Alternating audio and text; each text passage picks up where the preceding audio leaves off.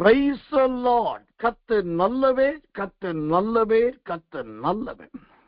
தேவனுடைய வார்த்தைக்கு ஆதாரமாய் பரிசுத்த வேதாகமத்திலிருந்து ஒரு வசனத்தை வாசிக்கிறேன். ஜெபத்தோடு கவனிங்கள்.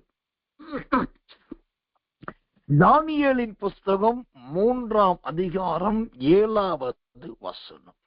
தானியேல் மன்னிக்கணும், வெளிப்படுத்தின விசேஷம் 3ஆம் அதிகாரம் 7வது வசனம். வெளிப்படுத்தல் 3:7.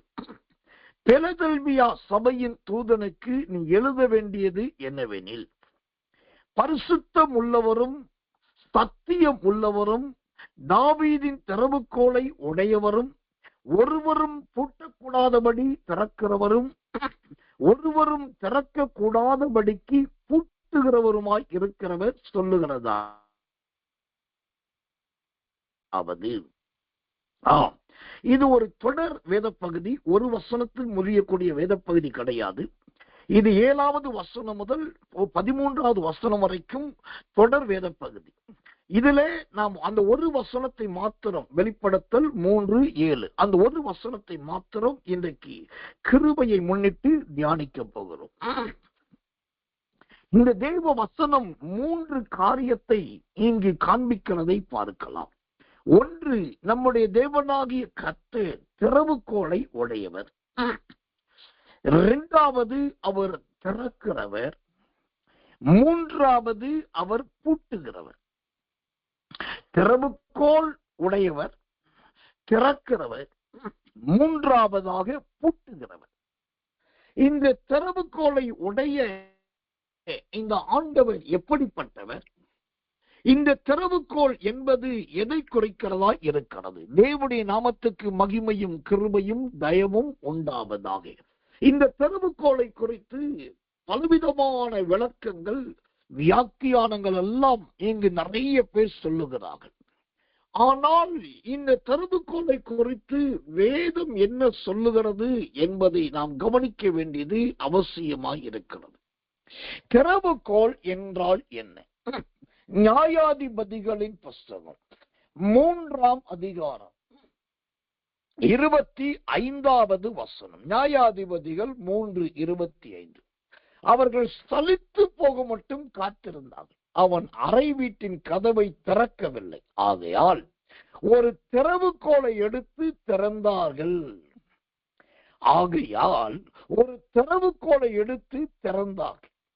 திறவுகோல் என்பதே பூட்டி இருக்கிற கதவை திறப்பதற்கான ஒரு ஆயுதமாக அது கருதப்படுகிறது. அந்த திறவுகோலை வைத்திருந்தால் மாத்திரம் போதாது, அந்த திறவுகோலை வைத்து கதவை திறக்க வேண்டும். அப்படி திறந்தால்தான் உள்ளே இருக்கிறவர்கள் வெளியே வர முடியும், வெளியே இருக்கிறவர்கள் உள்ளே போக முடியும். ஒருவேளை கதவு இருக்கு, ஆனா திறவுகோல் இருக்கு, அதை பயன்படுத்தலைன்னா என்ன நடக்கும்? அந்த நியாயாதிபதிகள் 3:15 சொல்லுது, அவர்கள் சலித்து போக மட்டும் காத்திருந்தார். கதவை சரியா திறக்க தெரியல, திறவுகோலை சரியா பயன்படுத்த தெரியலன்னா இப்படிதான் வாழ்க்கையில சலிப்பு வரும். தேவனுக்கு மகிமை உண்டாவதாக. எனக்கு நன்றாய் ஞாபகம் இருக்கிறது, திருமணமான புதிது. அப்போ நான் சிவகாசி பட்டணத்துல இருக்கிறேன். அன்றைக்கு டிவிஎஸ் ஸ்டாம்ப் என்கிறதான ஒரு வண்டியை எடுத்துக்கிட்டு நான் ஒரு குறிப்பிட்ட இடத்துக்கு போகணும். அந்த கத்தரளவேன். அப்ப நேரம் வந்து எல்லாம் ட்ரெஸ் பண்ணேன், நீட்டானே வந்து ஆயத்தமாயிட்டு நீ அவசரமா வண்டி எடுக்கிறேன். வண்டி எடுத்தா வண்டி ஸ்டார்ட் ஆகவே இல்லை. அப்புறம் கிளட்சை மாத்தி பாக்குறேன். அப்புறம் கத்தரளவை இன்னொரு பக்கம் இருக்க பிடிச்சுக்கிட்டு இன்னொரு பக்கம் பெடலிங் பண்ணி பாக்குறேன். அவன் இன்னும் என்னென்னமோ பிரயத்தனம் பண்ணணும், எல்லாத்தையும் பண்ணி பாக்குறேன். கிட்டத்தட்ட ஒரு 10-15 நிமிஷம் அதை உருட்டி பார்த்து தள்ளி பார்த்து அப்புறம் என்னென்னமோ பண்ணி முடியல. இப்படி பண்ணிட்டு பார்த்துட்டு திடீர் அந்த பக்கம் இன்னொருத்தர் வந்தார். என்ன பாஸ்டர் அப்படின்னாரு. என்னன்னு தெரியல, ரொம்ப நேரம் ட்ரை பண்றேன், வண்டி ஸ்டார்ட் ஆகவே மாட்டேங்குது, நான் அந்த இடத்துல மினிஸ்ட்ரிக்கு வேற போகணும் அப்படின்னு. அவரு அப்படியே பாஸ்டர் இருங்க நான் பாக்குறேன்ட்டு அந்த சாவி மேல கைய வச்சு அந்த சாவி அப்படியே எல்லாம் ஓபன் பண்ணிட்டு லைட்டா ஒரு கிக் பண்ணதுதான் உடனே ஸ்டார்ட் ஆயிடுச்சு. அப்போ அவர் சொன்னாரு, பாஸ்டர் சாவி போட்டுட்டீங்க, சாவிய போட்டுட்டு அந்த லாக் நீங்க எடுக்கவே இல்லை, சாவியை போட்டு திறக்கவே இல்லை, நீங்க வண்டியை திறக்காமையே ஸ்டார்ட் பண்ணினா எப்படி ஸ்டார்ட் ஆகும்? இப்ப நான் திறந்துட்டேன், நீங்க இப்ப போங்க அப்படின்னு.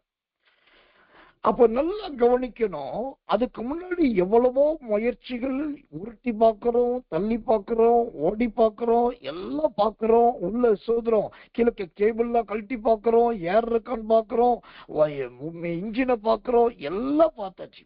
ஆனா கண்ணுக்கு முன்னாடி சர்வசாதாரணமா சாவி மாட்டி இருக்கு. ஆனா அந்த திறக்க மட்டும் இல்ல, அது கண்ணுக்கு முன்னாடி ஒரு சின்னது 2 விரல வச்சு லைட்டா ஒரு தெருவு தெரிஞ்சுன்னா வண்டி திறந்திருக்கும், உடனே வண்டி ஸ்டார்ட் ஆயிருக்கும். ஆனா அது தெரியாததுனால, அதை மறந்ததுனால ஊழியத்துக்கு போகணும் அப்படின்ற டென்ஷன், அந்த வேகம், ஐயோ டைம் ஆயிடுச்சே அப்படின்ற ஒரு சூத்திர தீவிரம், அதுதான் மைண்ட்ல இருந்துச்சே தவிர இவோ சின்ன சாவிய திறக்கலையேங்கிற யோசனையே இங்க செயல்படல.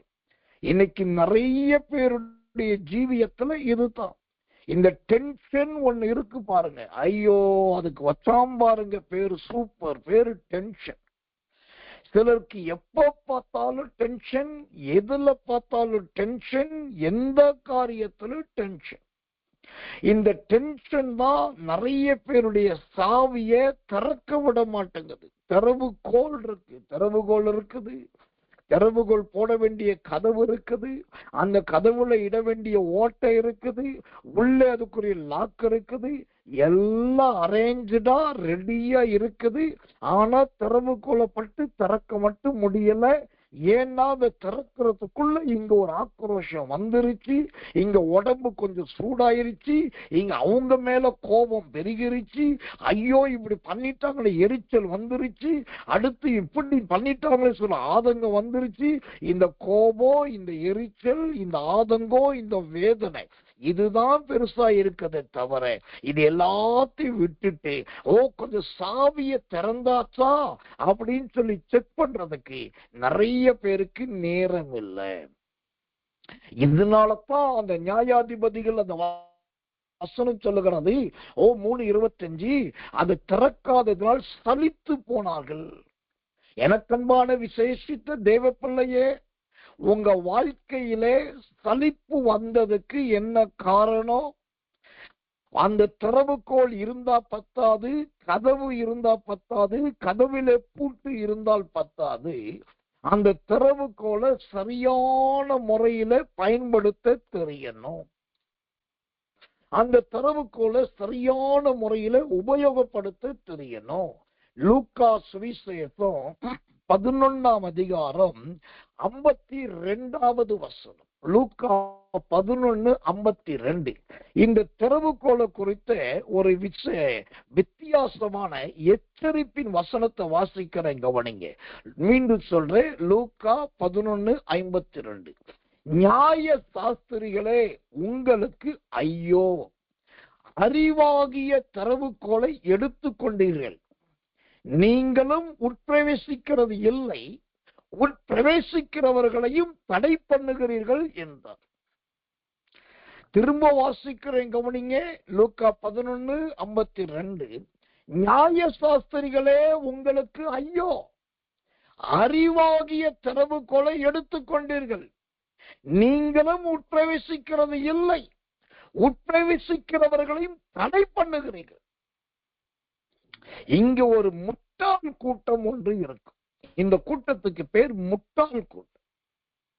இந்த முட்டாள் கூட்டத்தார் செய்யற பெரிய வேலை என்ன தெரியுமா? ரொம்ப நியாயம் பேசுவாங்க. நியாயம் பேச ஆரம்பிச்சாக்கா அவங்கதான் சர்வ உலகத்துக்கு நியாயாதிபதி மாதிரி பேசுவாங்க. ரஷ்யா இதை பண்ணிருக்க கூடாது, ஆப்பிரிக்கா கண்டத்துக்காரன் இதை பண்ணிருக்க கூடாது, இலங்கை இந்த மாதிரி செஞ்சது தப்பு, இந்தியாவில் இப்படி எல்லாம் பண்ணக்கூடாது, இப்படி சர்வ தேசத்தை குறித்து முழு உலகத்தை குறித்தெல்லாம் நியாயம் பேசுவாங்க. அவங்க தனக்குத்தானே பெரிய நியாயாதிபதிகள். இந்த நியாயாதிபதிகள் என்ன செய்யறாங்களோ, அவங்க கையில ஒரு திறவுகோல் இருக்கு, அறிவு என்கிற ஒரு திறவுகோலை வச்சுக்கிறாங்க. இந்த அறிவு என்கிற திறவுகோலை வச்சு என்ன பண்றாங்க, எனக்கு மட்டும்தான் அறிவு இருக்குது, எனக்கு மட்டும்தான் புத்தி இருக்குது, எனக்கு சோசியல் தெரியும், எனக்கு மேத்தமெட்டிக்ஸ் தெரியும், எனக்கு ஹிஸ்டரி தெரியும், எனக்கு ஜியோகிராபி தெரியும், எனக்கு சுதந்திரம் பயோமெடிக்கல் தெரியும், எல்லாமே எனக்கு தெரியும், நான் என்ன சொல்றேன் முதல் கேளுங்கன்னு சொல்லி எல்லாருடைய வாயையும் அடைக்க பார்ப்பாங்க. யாரையும் பேச விட மாட்டாங்க, யார் சொல்றதை ஏற்றுக்கொள்ள மாட்டாங்க, யாரையும் முன்னாடி வந்துட விட மாட்டாங்க. இவங்களுடைய பேச்சும் இவங்களுடைய அந்த ராஜ தந்திரமும் தான் மேல இருக்கணும்னு எதிர்பார்ப்பாங்க. இவங்களுக்கு பேர் நியாயாதிபதிகள், ரொம்ப நியாயம் பேசுகிறவர்கள். இவர்கள் அறிவு என்னும் திறவுகோலை பயன்படுத்துகிறார்கள். ஆனா அந்த பைபிள் சொல்லுது, அது லூக்கா சுவிசேஷம் 11:52 திரும்ப தெளிவா சொல்லுது, திறவுகோலை எடுத்துக்கொண்டீர்கள். இவங்களுக்கு யாரும் திறவுகோல் என்னும் அதிகாரத்தை கொடுக்கல, இவங்களா எடுத்துக்கிட்டாங்க. அதை வச்சுக்கிட்டு என்ன பண்றாங்க, எல்லாம் ஏன் கண்ட்ரோலு கீழே இருக்கணும், எல்லாம் நான் சொல்றது மட்டும்தான் கேட்கணும். அதனாலதான் அந்த வசனம் ரொம்ப அழகா சொல்லுது, அறிவாகிய திறவுகோலை நீங்களாகவே எடுத்துக்கொண்டீர்கள், நீங்களும் உட்பிரவேசிக்கிறது இல்லை, உட்பிரவேசிக்கிறவர்களையும் தடை பண்ணுகிறீர்கள். எனக்கன்பான தேவ பிள்ளைகளே, கர்த்தர் கொடுத்த அதிகாரம், கர்த்தர் கொடுத்த கிருபை, கர்த்தர் கொடுத்த அபிஷேகம், கர்த்தர் கொடுத்த வரம், கர்த்தர் கொடுத்த நல்ல கிருபை, இதெல்லாம் வச்சுக்கிட்டு என்ன பண்றீங்கன்றத கொஞ்சம் யோசிச்சு பாருங்க. அந்த இதெல்லாம் கர்த்தர் கொடுத்தாரே, இதெல்லாம் ஒரு திறவுகோலா பயன்படுத்தி எத்தனை பேர் உள்ளே வர்றதுக்கு பிரயோஜனமா இருந்தீங்க, எத்தனை பேர் வெளியில போறதுக்கு உங்கள் கதவு திறந்து விட்டு நன்மை செய்தீங்க. இங்கு உள்ளேயும் விடுவது கிடையாது, சத்துரு வெளியையும் அனுப்புவது கிடையாது, தடை பண்றது. சமீபத்துல 2 நாளைக்கு முன்னாடி ஒரு நடந்த சம்பவம். ஒரு ஊழியக்காரர் என்னோடு கூட இருந்தார். அவரும் நானும் ஒன்றாய் பிரயாணம் பண்ண போறோம்.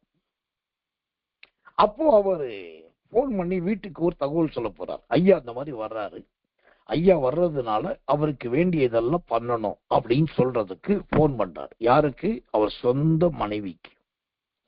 போன் பண்ணாக்கா போன் நம்பர் பிஸியா இருக்கு. மனைவியோட போன் நம்பர் பிஸியா இருக்கணும்னு இவர் என்ன பண்றாரு, கட் பண்ணிட்டு திரும்பவும் போறாரு. திரும்பவும் பார்த்தா பிஸியா இருக்கு. அப்புறம் 3rd டைம் திரும்பவும் ரீகால் பண்ற, அப்பயும் பிஸியா இருக்கு.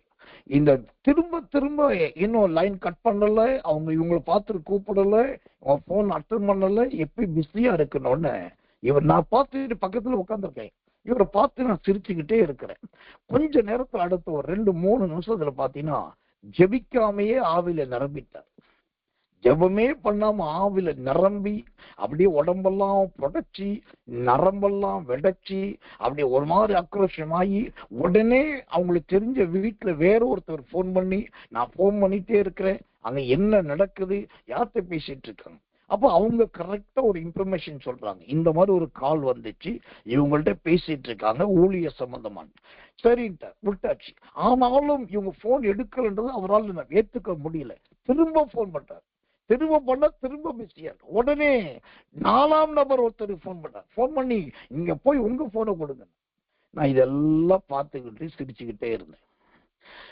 எல்லாம் முடிஞ்சு கடைசி எப்படி ரொம்ப நேரம் கழிச்சு அவருக்கு அந்த லைன் கிடைச்சது. உடனே இருதயத்தில் இருக்கிற அணுகுண்டெல்லாம் போட்டு அப்படியே சாமுவேல் ஜெபிச்ச உடனே இடி இடிச்சு மின்னல் வெட்டி வானத்தில் மழை வந்த மாதிரி அப்படி எல்லாத்தையும் கொட்டி தீர்த்தார். கடைசியா எல்லாம் முடிஞ்சதுக்கு அப்புறம் நான் சிரிச்சுக்கிட்டே இருந்தேன்னா மெதுவா கூலா கேட்டேன், என்ன பாஸ்டர் எல்லாம் ஓகே ஆச்சா? இல்ல பாஸ்டர் அப்படியாக்கு இப்படியாக்குன்னு. நான் சொன்னேன், பொறுமையாயிருங்க, நீடிய பொறுமையாயிருங்கன்னு பிரசங்கம் பண்றீங்க, பிரசங்கம் பண்ற உங்கள்கிட்டயே இந்த பொறுமை இல்லையே. யார் பேசிட்டு இருக்க? உங்க மனைவி தானே. யார்கிட்டயும் பேசுறாங்க ஊழிய சம்பந்தமா, ஏதோ பேசட்டும், இவ்வளவு நேரம் போன் எடுக்கலன்னா அவங்களுக்கு ஏதோ ஒரு எமர்ஜென்சி கால் வந்திருக்கு, இவங்க கவுன்சிலிங் கொடுத்துட்டு இருக்கலாம், பேசிட்டு இருக்கலாம், ஒரு வார்த்தை சொல்லிட்டு இருக்கலாம், இல்லாட்டி இந்த போன்ல ஜோம் பண்ணிச்சுக்கலாம். ஏன் இந்த அளவுக்கு அப்படின்னு அவரால் பதிலே சொல்ல முடியும். இல்ல பாஸ்டர் அப்படி எப்படி இல்ல, அதெல்லாம் கிடையாது. பிரசங்கம் பண்ணுகிற நானே ஆகாதவனாய் போகாதபடிக்கு என்னை நானே ஒடுக்குகிறேன் பைபிள் சொல்லுது. இந்த இடத்துல உங்க பொறுமையை காட்ட முடியலன்னா ஜனங்க எப்படி பொறுமையா இருப்பாங்க? இன்னையிலிருந்து இந்த பழக்கத்தை விடுங்க. திறவுகோலை நீங்களா கையில் எடுத்துக்காதீங்க. சுத்திர வெளியில வர விடுறதும் இல்ல, உள்ள போக விடுறதும் இல்ல, தடை பண்றீங்க. நீங்களா திறவுகோல் எடுக்காதீங்க. அதை முதலாவது கீழே போடுங்க, தாழ்மைப்படுங்க, பொறுமையா இருங்க அப்படின்னு. இதை நான் சொல்லுவேன்னு அவர் எதிர்பார்க்கவே இல்லை. நேருக்கு நேரா முகத்துக்கு முகம் சரியா அந்த வார்த்தைகளை சொன்ன உடனே அப்படியே சோத்திர சாதுவாயிட்டார். ஏன் சொல்றேன்னா, இன்னைக்கு திறவுகோலை வச்சிருக்கிறேன், நான் ஒரு ஊழியக்காரன், நான் ஒரு அபிஷேகம் பெற்றவள், நான் ஒரு தீர்க்கதரிசினி, எனக்குள் கர்த்தர் கிருபை கொடுத்திருக்காரு, நான் தானே இதுக்கு தெரியும், என்னையெல்லாம் யார் பண்ண முடியும் சொல்லி நிறைய பேர் திறவுகோல் என்னும் அதிகாரத்தை கையில தானாகவே எடுத்துக்கிட்டு வெளியில போக விடுறதும் இல்லை, உள்ள நுழைகிறவங்களை தடையும் பண்ணுகிறோம். இந்த நிலைமை முதலாவது மாறணும். திறவுகோலை வச்சுக்கொண்டு முதலாவது சலிச்சு போக கூடாது. ஒன்று. ரெண்டாவது, இந்த திறவுகோல் உங்கள் நிமித்தம் யாருக்கும் தடை உண்டாக்க கூடாது. தடை உண்டாக்காத ஒரு திறவுகோலை கர்த்தர் உங்கள்கிட்ட கொடுக்க விரும்புகிறார். கர்த்தர் நல்லவர், கர்த்தர் நல்லவர், கர்த்தர் நல்லவர். அப்படிப்பட்ட யாருக்கு தடையில்லாத ஒரு திறவுகோல் நம்முடைய ஜீவியத்திலே நமக்கே சலிப்பு வராத ஒரு திறவுகோல். அந்த திறவுகோலை எடுங்க, அத கர்த்தர்ட்ட கேளுங்க, அதை சரியா பயன்படுத்துங்க. நெருக்கடி வருதா, ஆக்ரோஷம் வருதா, என்னமோ நடக்குது அப்படின்னு ஒரு பயம் வருதா, அந்த நேரத்துல மனசை நல்லா கட்டுப்படுத்துங்க, நல்ல ஆசுவாசப்படுங்க. முடிஞ்சா 1 லிட்டர் 2 லிட்டர் தண்ணி எடுத்து நிறைய குடிங்க. அந்த இடத்தை விட்டு நகருங்க. கொஞ்சம் ஒரு 10 முறை இங்கே எங்கேயும் நடந்து ஸ்தோத்திரம் பண்ணுங்க. இதெல்லாம் பண்ணுனீங்கன்னா நீங்க இலவசமா எடுக்கிற திறவுகோலின் அதிகாரம், அவங்க மேல பயன்படுத்தப்படுகிற ஆக்ரோஷம், மனம் படபடத்து பேசுகிற பேச்சு, அதனால் உண்டாகிற வாக்குவாதம் எல்லாம் அடங்கி போயிடும். ஒன்றுமே இல்லாமல், பிரச்சனை இல்லாமல் எல்லாம் சமாதானமா போயிடும். அப்போ திறவுகோலை கையில வச்சுக்கிட்டே சலித்து போகக்கூடிய அளவுக்கு, மற்றவர்கள் சலிக்கக்கூடிய அளவுக்கு அந்த திறவுகோலை பயன்படுத்தாதீங்க. திறவுகோலை பயன்படுத்தாம இருக்காதீங்க. இரண்டாவது, இந்த திறவுகோல் யாருக்கும் தடையா இல்லாதபடி பார்த்து கொள்ளும். அதுதான் இங்கே ரொம்ப முக்கியமான காரியம். கர்த்தருடைய நாமத்துக்கு மகிமை, கிருபை, தயை உண்டாவதாக. இந்த திறவுகோலை குறித்த இன்னொரு வசனத்தை நான் உங்களுக்காக வாசிக்கும்படி கர்த்தருக்குள் பிரயாசப்படுகிறேன். தேவனுடைய நாமத்துக்கு மகிமையும் கிருபையும் தயவும் உண்டாவதாக. வாசிக்கிறேன் பாருங்கள், தேவனுடைய வேதத்துல இருந்து. கர்த்தருடைய நாமம் உயர்த்தப்படுவதாக. வெளிப்படுத்தின விசேஷத்தின் புஸ்தகம் 1ஆம் அதிகாரம் 18வது வசனம். வெளிப்படுத்தல் 1:18. மரித்தேன், ஆனாலும் இதோ சதா காலங்களிலும் உயிரோடு இருக்கிறேன். ஆமென். நான் மரணத்துக்கும் பாதாளத்துக்கும் உரிய திறவுகோல்களை உடையவராயிருக்கிறேன். அல்லேலூயா. இங்கு ஆண்டவருடைய கையிலே 2 திறவுகோல் இருக்கிறதை பார்க்கலாம். இப்ப அவருடைய கையில் இருக்கிற திறவுகோல் 2 திறவுகோல். அவர் சொல்லுகிறார், நம்பர் 1, நான் மரணத்துக்குரிய திறவுகோலை உடையவராயிருக்கிறேன். நம்பர் 2, பாதாளத்துக்குரிய திறவுகோலை உடையவராயிருக்கிறேன். ஒரே நேரத்தில் 2 திறவுகோல். இந்த மரணத்தின் திறவுகோலும் பாதாளத்தின் திறவுகோலும் அவரிடத்தில் இருக்கிறதுனால நீங்க நன்றாக கவனித்து பாருங்க. இந்த கர்த்தர் நல்லவர். மரணத்தின் திறவுகோலை மனிதர்களுக்கு மட்டும்தான் தேவன் பயன்படுத்துகிறார். பாதாளத்தின் திறவுகோலை கர்த்தர் நல்லவர் சாத்தானுக்கும் அவருடைய தூதர்களுக்கும் பயன்படுத்துகிறார். இந்த மரணத்தின் திறவுகோலை எடுத்து சாத்தானுக்கு பயன்படுத்தி இருந்தா அவன் அன்னைக்கே மரித்திருப்பான். அதோட ஒரு சகாப்தம் முடிஞ்சிருக்கும். இந்த உலகத்தில் நிறைவேற வேண்டிய நிறைய காரியங்கள் நிறைவேறாமல் போயிருக்கும். ஆனா ஆண்டவர் பாருங்க, அதை மரணத்துக்கு என்று சொல்லும் போது ஒரே தரம் மதிப்பதும் பின்பு நியாயத்தீர்ப்பு அடைவதும் மனுஷனுக்கு நியமிக்கப்பட்டிருக்கிறபடி அந்த மரணத்தின் திறவுகோலை மனிதர்களுக்காக வைத்திருக்கிறார். இரண்டாவது பாதாளத்தின் திறவுகோல் அதை சாத்தானுக்கும் அவனுடைய தூதர்களுக்காகவும். ஏனென்று சொன்னால் ஒரு நாள் வருகிறது, இந்த பூமியிலே ஒரு நாள் 2 நாள் ஆட்சி அல்ல, 1000 ஆண்டு அரசாட்சி ஒன்று பரிசுத்த தேவனாலும் பரிசுத்தவான்களும் நடக்க போகிறது. அந்த 1000 ஆண்டு ஸ்தோத்திர ஆட்சிக்கு முன்பு தேவன் பாதாளத்தின் கதவுகளை திறந்து ஒட்டுமொத்த சாத்தானையும் அவனுடைய தூதர்களையும் பாதாளத்தில் தள்ளி அதை பூட்டுவார் என்று வேதம் சொல்கிறது. அப்படி பூட்டும் போது அதற்கு மேலதான் இங்கு தேவனுடைய ராஜ்யம் நடக்கும். கர்த்தர் நல்லவே, கர்த்தருடைய ஆளுகை நடக்கும். பரிசுத்தவான்களுடைய பலத்த கிரியைகள் அங்கு பூமிக்கு மேலே நிறைவேறும். கர்த்தருடைய நாமத்துக்கு மகிமையும் கிருபையும் தயவும் உண்டாவதாக. அப்படியானால் இந்த 2 திறவுகோல் எனக்கன்பான தேவச்சனமே, இந்த தேவனுக்கு எப்படி இந்த 2 திறவுகோல் இருக்கிறதோ அதே 2 திறவுகோலை ஆண்டவர் நமக்காகவும் வைத்திருக்கிறார். அதைத்தான் இன்றைக்கு தலையங்க வாக்கியமான வெளிப்படுத்தல் 3ஆம் அதிகாரம் 7ஆம் வசனத்துல வாசித்தோம். அவர் திறவுகோலை உடையவரும் ஒருவரும் பூட்டக்கூடாதபடி திறக்கிற திறவுகோல், ஒருவரும் திறக்க கூடாதபடி பூட்டுகிற திறவுகோல்.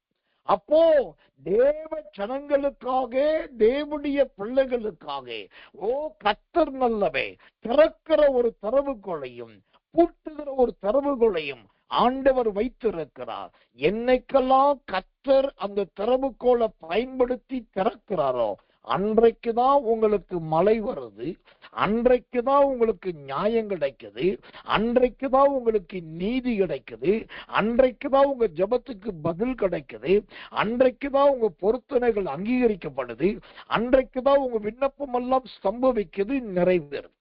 ஏனென்றால் அந்த திறவுகோலை வைத்து அவர் திறக்கிற தேவன்.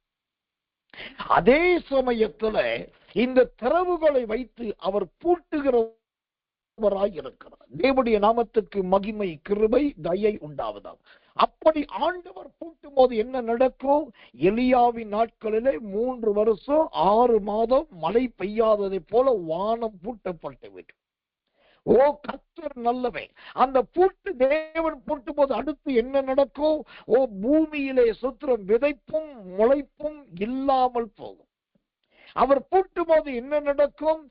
எலிசாவின் நாட்களிலே பூமியிலே கொடிய பஞ்சம் வந்ததை போல பூமியில மிகப்பெரிய சுத்திரம் பஞ்சம் உண்டாகும். அவர் பூட்டும் போது என்ன நடக்கும்? தேசத்திலே சமாதானம் என்கிற நதி வற்றி போகும். அவர் பூட்டும் போது என்ன நடக்கும்?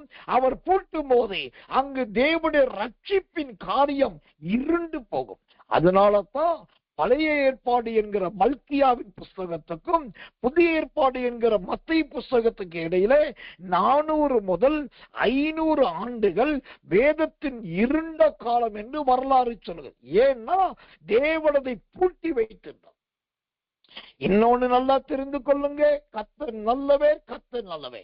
நீங்க எவ்வளவு உபவாசம் போட்டு என்ன பொருத்தனை பண்ணி எதை செய்தாலோ கர்த்தர் நல்லவே.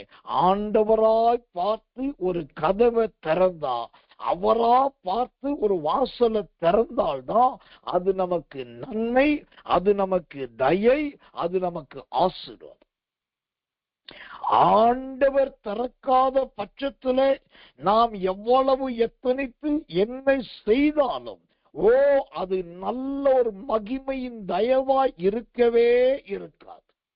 நீங்க இந்த பூட்டை குறித்து நிறைய படிக்கணும்னா நெகேமியாவின் புஸ்தகத்துக்கு வாங்க.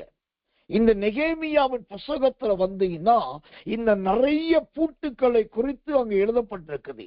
3ஆம் அதிகாரம் 3ஆம் வசனம், அப்புறம் 3ஆம் அதிகாரம் 6ஆம் வசனம், 3ஆம் அதிகாரம் 13ஆவது வசனம், 3ஆம் அதிகாரம் 14ஆம் வசனம், அப்புறம் 15ஆவது வசனம், 6ஆம் அதிகாரம் 10ஆவது வசனம்.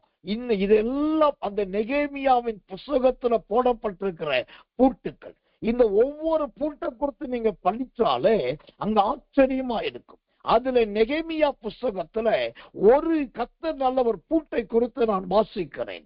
நெகேமியாவின் புஸ்தகம் 6ஆம் அதிகாரம் 10ஆவது வசனம், 6:10.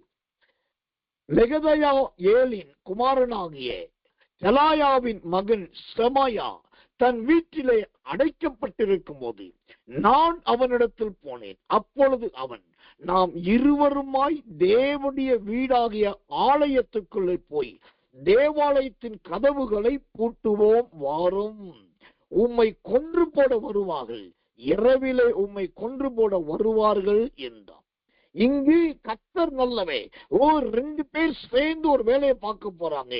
தேவனுடைய வீடாகிய ஆலயத்தின் உள்ளே போய் தேவாலயத்தின் கதவை பூட்ட பார்க்கிறார். இப்படி வித்தியாசமான பயங்கரமான பூட்டுக்களை குறித்து நீங்க நெகேமியாவின் புஸ்தகத்துல நிறைய பார்க்கலாம். கர்த்தருடைய நாமத்துக்கு மகிமையும் கிருபையும் தயவும் உண்டாவதாக. ஆனால் இங்கு நான் சொல்ல வேண்டிய கிருபையுள்ள வார்த்தை அந்த வெளிப்படுத்தல் 3ஆம் அதிகாரம் 7ஆவது வசனத்திலே ஆண்டவர் பூட்டுகிற ஒரு திறவுகோலையும் திறக்கிற ஒரு திறவுகோலையும் வைத்திருக்கிறார். அந்த திறவுகோலை வைத்து அவர் நினைத்தால் திறக்கிறவரும் நினைத்தால் பூட்டுகிறவருமாய் இருக்கிறார். இதன்படி ஒன்று நாம் என்ன அறிகிறோம்?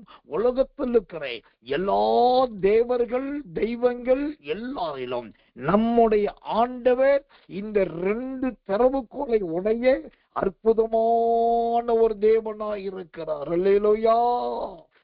அதிசயமான ஒரு தேவனாய் இருக்கிறார். அல்லேலூயா.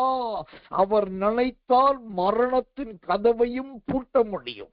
அவர் நினைத்தால் பாதாளத்தின் வாசலையும் திறக்க முடியும். அவர் நினைத்தால் வெண்கல கதவுகளை உடைக்க முடியும். அவர் நினைத்தால் இருப்பு தாழ்பால்களை முறிக்க முடியும். எதையும் செய்யக்கூடியவை. ஆனா அதே சமயத்திலே திறவுகோலை வைத்துக் கொண்டு அவர் பயன்படுத்தாத தேவன் கிடையவே கிடையாது. இப்போ இந்த திறவுகோலை கொண்டு யாருடைய வாழ்க்கையிலே கதவுகளை ஆண்டவர் திறந்தார், எந்த பூட்டை திறந்தார் என்பதை காண்பிக்கிறேன். ஆதியாகமத்தின் புஸ்தகத்திலே யோசேப்பின் வாழ்க்கையை பாருங்க. ஒரு நாள் ஆண்டவர் யோசேப்பின் வாழ்க்கை என்னும் கதவை தரிசனத்தின் மூலமாய் திறந்தார். அந்த கதவு திறந்ததுதான் தாமதம். நடந்தது என்ன? அந்த யோசேப்பை தேடி நிறைய எல்லாரும் எகிப்து வாசிகள் அனைவரும் தானியங்களை கொண்டு வந்தார்கள். மூட்டை மூட்டையாய் கொண்டு வந்தார்கள். வீட்டை விற்று தானியத்தை கொண்டு வந்தார்கள். எல்லா கஜானாக்கள் நிரம்பினது, எல்லா அரண்கள் நிரம்பினது, எல்லா கோட்டைகள் நிரம்பினது, எல்லா மதகு ஸ்தலங்கள் நிரம்பினது. எல்லா இடத்திலும் எங்க பார்த்தாலும் அரிசி குடோனு, எங்க பார்த்தாலும் கோதுமை குடோனு, எங்க பார்த்தாலும் வார்கோதுமை குடோனு, எங்க பார்த்தாலும் விளைச்சலின் பலனை எடுத்து சேமித்து வைக்கிற குடோனு. இப்ப எகிப்து தேசம் முழுவதுமே தானியத்தினால நிரம்பி நிரம்பி நிரம்பி வழியுது. ஏன் தெரியுமா? ஒரு தேவ மனுஷன், ஒரே ஒரு தேவ மனுஷன் யோசேப்புக்காக ஆண்டவர் தம்முடைய திறவுகோலை வைத்து அதை திறக்க ஆரம்பித்தார். அதை திறக்க ஆரம்பித்ததுதான் முழு உலகத்தின் பல நாட்டு மக்கள் வந்து போஷிக்கப்படத்தக்க அளவுக்கு அந்த தேசம் முழுவதையும் தானியத்தால் நிறைத்து. கொஞ்ச நாட்களா என்னுடைய தனிப்பட்ட ஜெபத்திலும் நான் தேவனோடு உறவாடுகிற அந்த காரியத்திலும் ஒரு பெரிய காரியத்தை ஆண்டுகிட்ட கேட்டுட்டு இருக்கேன். என்ன பெரிய காரியத்தை கேட்கிறேன்னா, நம்முடைய தேசத்துக்கு ஒரு அருமையான மிகப்பெரிய தேவ மனுஷனை அல்லது ஒரு தேவ மனுஷிய ஆண்டு அனுப்பணும்.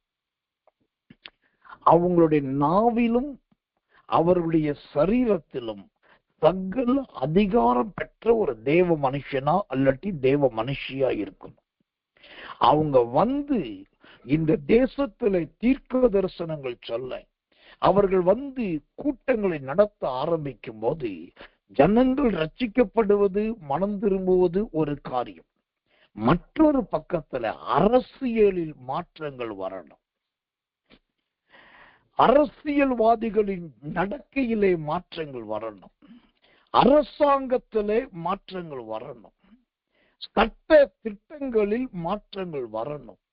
இப்படி இவ்வளோ பெரிய மாற்றங்கள் எல்லாம் வரணும்னாக்கா, ஒரு காலத்துல எகிப்தை ஆண்டே யோசேப்பு எப்படி எழும்பினாரோ அதை போல இந்திய தேசத்துக்கு ஒரு மாபெரும் தேவ மனுஷன் எழும்பணும்.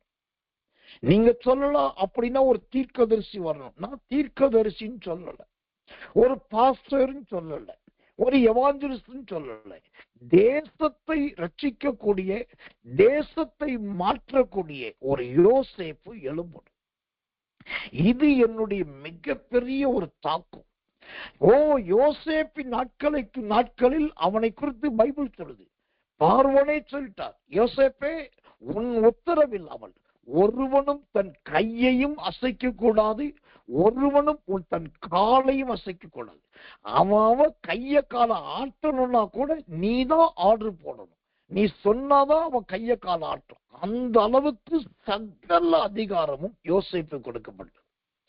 ஒரு தேவ மனுஷனா, வேதத்தை போதிக்கிறவனா, கர்த்தரோடு சம்பாஷிக்கிறவனா இருக்கிறதுனால நான் கிருபையை முன்னிட்டு தைரியமா சொல்றேன், இந்திய தேசத்துக்கு அப்படிப்பட்ட ஒரு மாபெரும் தேவ மனுஷனை ஆண்டவர் எழும்ப வைக்கதான் போகிறார்.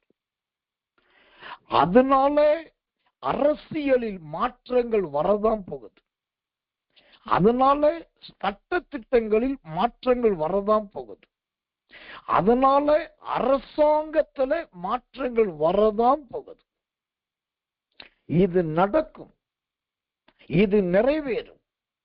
தேசத்திலே ஜனாதிபதியா இருக்கிறவர்கள் மாத்திரமல்ல, தேசத்துல பிரதம மந்திரியா இருக்கிறவர்கள் மாத்திரமல்ல, நீங்க அரசியல் என்னும் புத்தகத்தை கொஞ்சம் எடுத்து அரசியல் சாசனம் என்கிற அந்த நுணுக்கங்களை கொஞ்சம் படிச்சு பாருங்க. அரசியல் சாசனத்தை குறித்து படிச்சு பார்த்தீங்கன்னா, கடந்த காலத்துல எத்தனையோ பேர் ஜனாதிபதியா இருந்தது கிடையாது, பிரதமரா இருந்தது கிடையாது. ஆனா அரசியல் ஆசானாகவும் அரசியல் சாசனம் தெரிந்தவர்களாக இருப்பாங்க. அவங்களுக்கு எந்த விதமான மெயின் போஸ்டிங் இருக்காது. ஆனா அவங்கதான் கிங் மேக்கர் என்று அழைக்கப்படுவாங்க. பின்னாடி இருப்பாங்க, கிரவுண்டுக்கு பின்னாடி, ஸ்கிரீனுக்கு பின்னாடி, பொலிட்டிக்கலுக்கு பின்னாடி இருப்பாங்க. இப்போ தேசத்தில் இருக்கிற ஜனாதிபதியோ பிரதமரோ மத்திய அமைச்சரோ அல்லது பெரிய அதிகார வர்க்கத்தில் இருக்கிறவங்களோ ஒரு மெயின் டிசிஷன் எடுக்கணும், ஒரு பெரிய ஒரு பிளான் பண்ணணும், அது தேசத்துக்கு இதை செய்யணும்னாக்கா அவங்கள நம்ம நேரம் அந்த கிங் மேக்கர்ட்ட போவாங்க. அவர்கிட்ட உட்கார்ந்து பேசுவாங்க. பேசிட்டு நாங்க எங்க பிளான் இப்படி இருக்குது, நாங்க இதை ஸ்கெட்ச் போடுறோம், இந்த ப்ளூ பிரிண்ட் ரெடி பண்றோம், இதை ஆர்டர் பண்ண போறோம், இதை கெஜெட்ல கொண்டு வர போறோம், பண்ணலாமா, இதை கொண்டு உங்களுடைய சஜஷன் என்ன, எப்படி பண்ண கரெக்டா இருக்கும் நீங்க சொல்லுங்கம்மா. அப்போ வெளியில பத்திரிகைகளுக்கு தெரியாத, மீடியாக்களுக்கு தெரியாத பெரிய பெரிய கிங் மேக்கர்ஸ் அங்க பின்னாடி இருந்துகிட்டு ரொம்ப கரெக்டா கைட் பண்ணுவாங்க. இத பண்ணீங்கன்னா இத்தனாவது நாள்ல இது நடக்கும், இதை செஞ்சீங்கன்னா உலகத்தின் நாடுகள் எதிர்க்கும், இதை செஞ்சிட்டீங்கன்னா முழு உலகமே உங்களை பார்க்கும் சொல்லி கரெக்டா சொல்லுவாங்க. அவங்க சொல்றதான் இங்க வெளியில பாராளுமன்றத்திலும் சட்டமன்றத்திலும் சட்டமா கொண்டு வருவாங்க. அதுக்கப்புறம் கொஞ்ச நாள் கழிச்சுதான் தெரியும் இதுக்கெல்லாம் மூல காரணம் இந்த கிங் மேக்கர் அப்படின்னு சொல்லி. எழுதி வைத்துக் கொள்ளுங்க. ஒரு தேவ மனுஷனா தேவனுடைய பலிபீடத்திலிருந்து சொல்றேன், சகல அதிகாரமும் உள்ள திறவுகோலை உடையதான ஒரு நல்ல தேவ மனுஷனை தேவன் இந்த தேசத்திலே கொண்டு வரப்போகிறார். அந்த தேவ மனுஷன் இந்த தேசத்தின் கிங் மேக்கரா மட்டும் இல்லாம ஒரு பக்கம் தேவனோடு சஞ்சரிக்கிற நன்மையை மாத்திரம் யோசிக்கிற ஒரு தேவ மனுஷனும், மறுபக்கத்திலே தேசத்தின் மேல் பரிதவிக்கிற தேசத்தின் முன்னேற்றத்தை தரிசனமாய் கொண்டவருமான அப்படிப்பட்ட மனுஷனை கர்த்தர் உருவாக்குவார். அதனால வெகு சீக்கிரத்துல நம்முடைய தேசத்துல பெரிய ஒரு மாற்றம் வரப்போகிறது. பெரிய ஒரு மாற்றம் வரப்போகிறது. இந்தியாவிலே வட இந்திய ஒரு குறிப்பிட்ட மாநிலத்துல ஒரு 28 வயது வாலிபன் 28 வயது வாலிபன் தன்னுடைய சொந்த ஒரு இனம், ஒரு ஜாதி, அந்த இனத்துக்கு நீங்க இன்னும் செய்ய வேண்டிய சலுகையெல்லாம் செய்யலன்னு சொல்லி ஒரு நாள் பேட்டி கொடுத்துட்டான். உடனே அவங்களை எல்லாரும் சூழ்ந்து நீ எப்படி போச்சு அப்படி போச்சு அவன் எதிர்த்து ஒரு ஆளா நின்னான். கடைசியில அவனை சார்ந்து கிட்டத்தட்ட லட்சக்கணக்கான மக்கள் வந்துட்டாங்க. அவனை நீங்க தொட முடியாது, அவனை மேல நீங்க சீண்ட முடியாது, அவன் பக்கத்துல வர முடியாது, அவன் எங்களுக்கா குரல் கொடுத்திருக்கான்னு சொல்லி பல லட்சம் மக்கள் இது இப்படியே ஸ்ப்ரெட் ஆகி பரவி அது மாநிலம் முழுவதும் போய் கடைசி இந்திய தேசத்துல எல்லார் பார்வைக்கும் அந்த வாலிப பையன் பயங்கரமான ஒரு கிங்கா, ராஜாவை போல காணப்பட்டான். கடைசியில் ரொம்ப வருஷ கணக்காக போராடி எல்லாம் பண்ணியும் கடைசியில் அவன் குரல் வலை நெறிக்கப்பட்டு விட்டது. அவனுடைய கிரியை இன்னைக்கு வெளியே தெரியல. ஆனா இது சுயத்தினாலும் தன் ஜாதிக்காக ஒருவன் எழும்பினதினால் அவன் பிரபலியம் அடைந்தான். ஆனா நான் சொல்லுவது அப்படி அல்ல. தேசத்துக்காக பாகுபாடு இல்லாதே, பட்சபாதம் இல்லாதே, எல்லாவற்றையும் நியாயத்தின்படி நீதியின்படி செய்கிற அந்த ஒரு தேவ மனுஷனை இந்தியாவிலே கர்த்தர் எழுப்பதான் போகிறார். அந்த மனுஷன் எழும்பும் போது அவருடைய வாயிலிருந்து வார்த்தைக்கு பதிலாக அக்கினி புறப்படும். அவர் எழும்பும் போது அவருடைய உத்தரவுகள் மாம்சத்துக்குரியதாய் இராதபடிக்கு வல்லமைக்குரியதாய் இருக்கும். ஒருவேளை அவர் சொல்லுவதை சரியானவர்கள் யாராவது செய்யாவிட்டால் மிகப்பெரிய பாதிப்பும் மிகப்பெரிய அழிவும் உண்டாகும். அதனால் உடனே பயந்து திரும்பவும் அவருக்கு கீழ்ப்படிவார்கள். இப்படிப்பட்ட ஒரு மாற்றத்தை கர்த்தர் நம்ம தேசத்திலே கொண்டு வரப்போகிறோம். அதனால் நாடு செழிப்பின் மேல் செழிப்பையும் நம்முடைய தேசம் வளர்ச்சிக்கு மேல் வளர்ச்சியும், இன்றைக்கு இருக்கிற எல்லா அடிமைத்தனங்கள், இன்றைக்கு இருக்கிற அடக்குமுறைகள், இன்றைக்கு இருக்கிற சுதந்திரமற்ற தன்மைகள், இன்றைக்கு இருக்கிற விடுதலையற்ற தன்மைகள் எல்லாம் மாறி ஒவ்வொருவரும் சுதந்திரமான முறையிலே ஜீவிக்க, மனம் விரும்புகிறபடி நன்மை செய்ய, அதே சமயத்திலே தேவ பயம், கடவுள் பயம், ஆண்டவர் பயம் என்கிற அந்த பரிசுத்த பயமும் தேசத்துக்குள் பரவி பாய போகிறது. இது எல்லாம் எப்போது தெரியுமா? இந்த வெளிப்படுத்தல் 3ஆம் அதிகாரம் 7வது வசனம் சொல்லுகிறதை போல, பிலதெல்பியா சபையின் தூதனுக்கு நீ எழுத வேண்டியது என்னவெனில், பரிசுத்தமுள்ளவரும் சத்தியமுள்ளவரும் தாவீதின் திறவுகோலை உடையவரும் ஒருவரும் பூட்டக்கூடாதபடி திறக்கிறவரும் ஒருவரும் திறக்கக்கூடாதபடி பூட்டுகிறவருமாய் இருக்கிறவர் சொல்லுகிறதாவது, உன் கிரியைகளை அறிந்திருக்கிறேன்.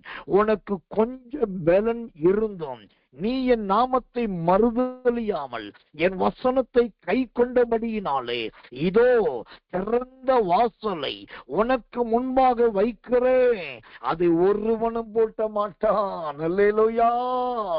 இந்த தரிசனம், இந்த தீர்க்க தரிசனம், ஆண்டவர் சொல்லுகிற இந்த வெளிப்பாடு எப்போ நடக்க போகுது, யார் மூலமா நடக்க போகுதுன்னாக்கா, அந்த 8ஆம் வசனம் சொல்லுவது, உனக்கு கொஞ்சம் பலன் இருந்தும் நீ என் நாமத்தை மறுதலியாமல் என் வசனத்தை கை கொண்டபடியினால் யார கர்த்தர் எழுப்புறார் பாருங்க. பணம் படைத்தவர்களை கர்த்தர் தெரிந்து கொள்ள போவதில்லை, ஐஸ்வர்யம் படைத்தவர்களை தெரிந்து கொள்ள போவதில்லை. ஓ சோத்திரம், கொஞ்சம் பலன் உள்ளவர்கள், ஒரு சாதாரண மனுஷனே, ஒரு அப்ராணி மனுஷனே, ஒரு கொஞ்சம் பலன் உள்ள அவரை தான் தேவன் எழுப்ப போகிறார். இரண்டாவது, என்ன நடந்தாலும் பயப்படாமல், எது நடந்தாலும் தயங்காமல் தேவனுடைய நாமத்தை உயர்த்துகிற, தேவனுடைய நாமத்துக்காக துணிந்து நிற்கிற அந்த நபர்.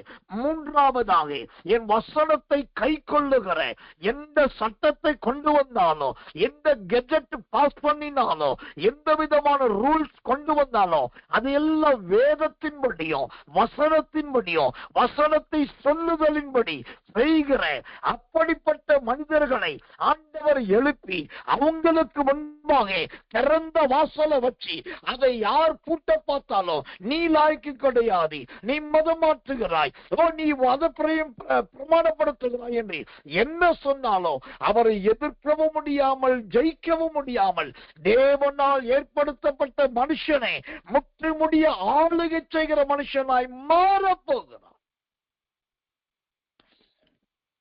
இதுதாங்க அந்த திறவுகோலின் ரகசியம். இந்த திறவுகோல் என்கிற வார்த்தை வச்சு நீங்க எவ்வளவோ செய்திகள் கேட்டிருக்கலாம், எத்தனையோ பிரசங்கங்கள் இருக்கலாம். ஆனா இன்னைக்கு கர்த்தர் சொன்னது இது செய்தியும் கிடையாது, இது பிரசங்கமும் கிடையாது, இது தேவனுடைய இருதயத்தில் இருக்கிற ஒரு உடன்படிக்கை பெட்டியின் வரைபடம்.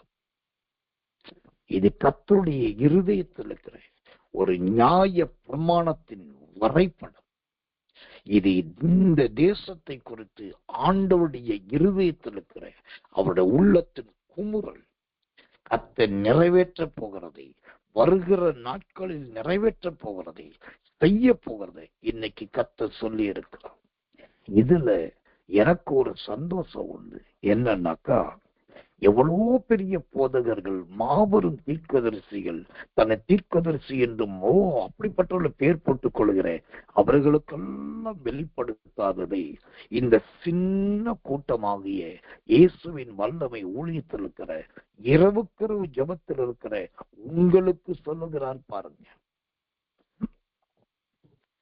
நிறைய பேருக்கு இரவுக்கரவு ஜெபம் தெரியாது, நிறைய பேருக்கு இருட்டோட ஜெபம் தெரியாது, நிறைய பேருக்கு SSK சாமுவேலையே தெரியாது.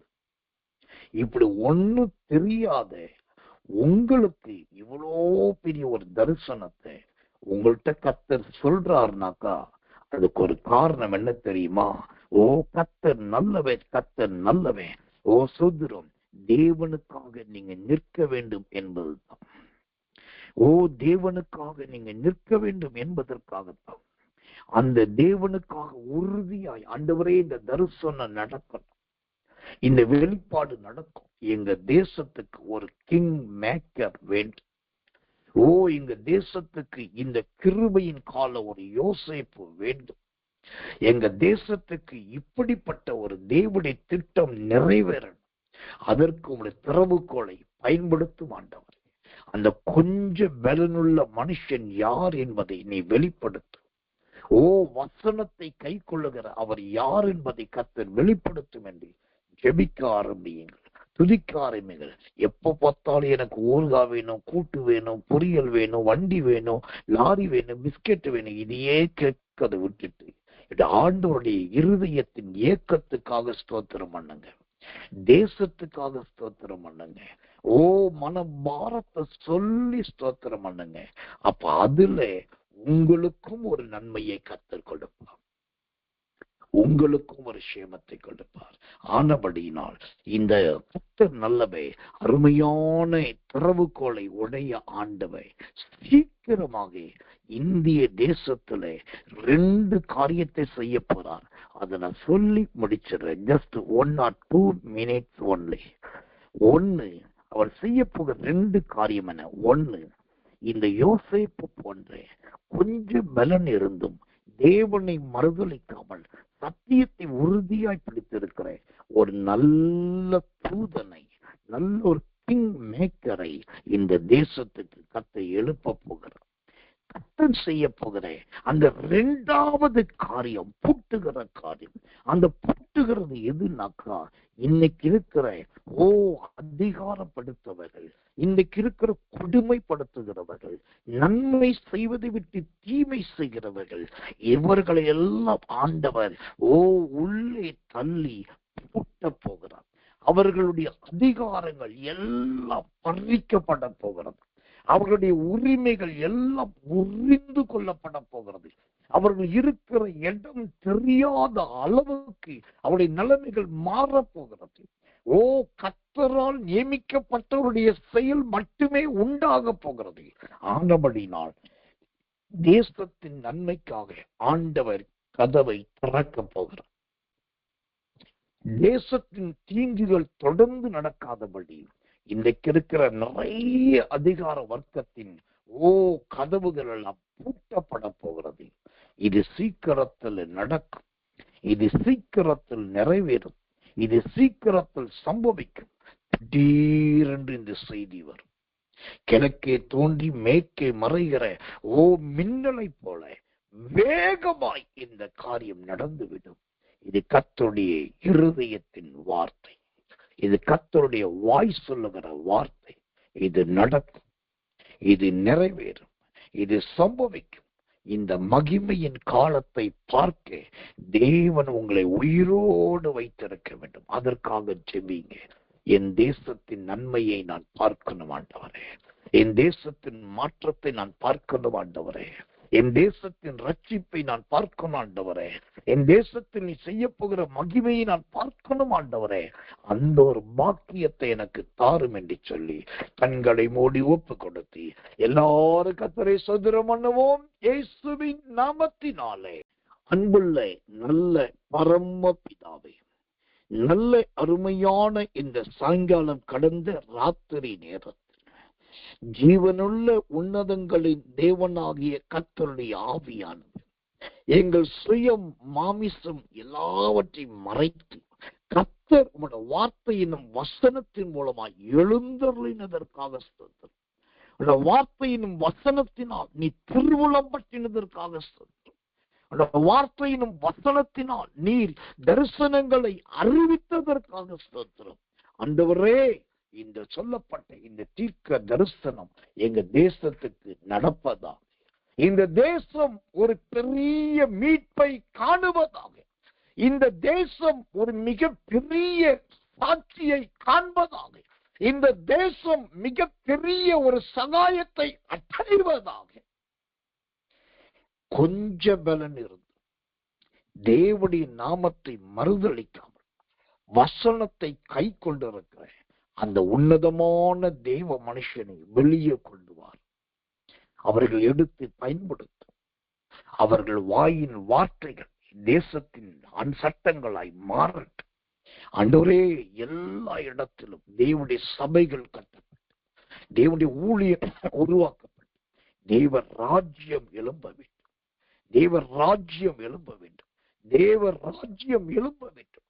கர்த்தருடைய இந்த வார்த்தை இயேசுவின் நாமத்தில் நடப்பதாக. தீரபால வக்கத்து ரபால வக்கத்து கத்திரபால பாலபால ரிபிது ரிபிக்கத்து கத்து ரபிது விரிவிக்கத்து கத்திரபால வக்கத்து கத்திரபால அந்த தேவ ராஜ்யம் நடப்பதாக. ஆண்டவரை ஆளுகற்றி பல வார்த்தைகள் ஒன்றும் தவறி போவதில்லை நிறைவேற்றித்தாரும். தாழ்த்தி ஒப்பு வைக்கிறோம். இயேசுவின் ரத்தம் செய்யும். இயேசுவின் நாமத்தில் ஜெபிக்கிறோம் நல்ல பிதாவே. ஆமென், ஆமென், ஆமென்.